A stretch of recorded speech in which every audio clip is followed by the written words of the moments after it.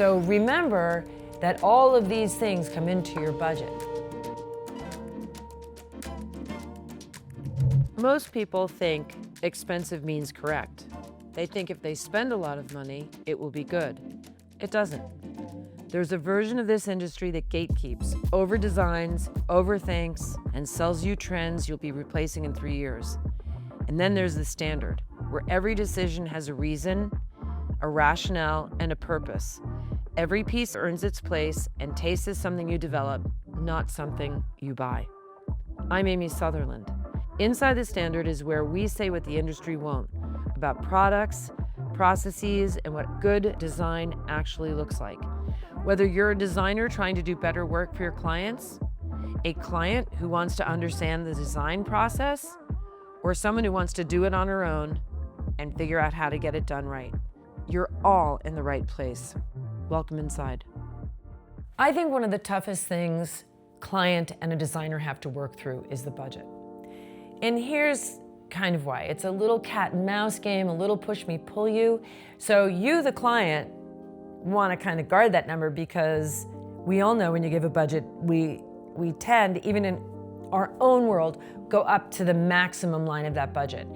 And maybe we've had experiences where we've given the number and that number has been pushed far beyond our comfort level. And the designer kind of wants and needs to know what she's working with. So if you're hiring a designer, trust her enough to give her the real number. So let's say your budget is $10, just made up money, and you tell the designer 8. Oh, that's great. She's gonna show you maybe up to 9. But you won't be satisfied because if your budget's 10 and it was really pushing to 11, you're gonna be at 8 and 9. And that number is not the same as 10 and 11 in terms of quality, brand, maybe depth, like maybe she's not gonna suggest a rug that you may need or window treatments that you may need.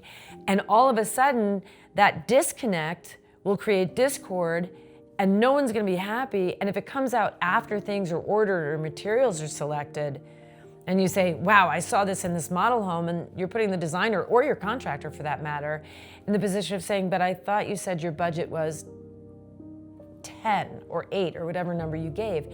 And then on the other hand, if you're thinking big and you're feeling generous and your bonus is coming in and you decide our budget's 15.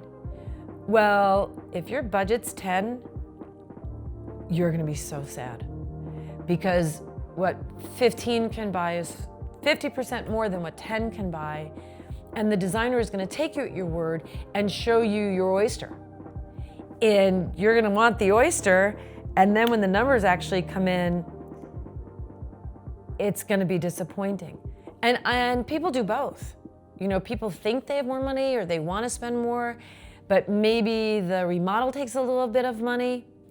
And so the more honest you can be with your designer about where your numbers really are.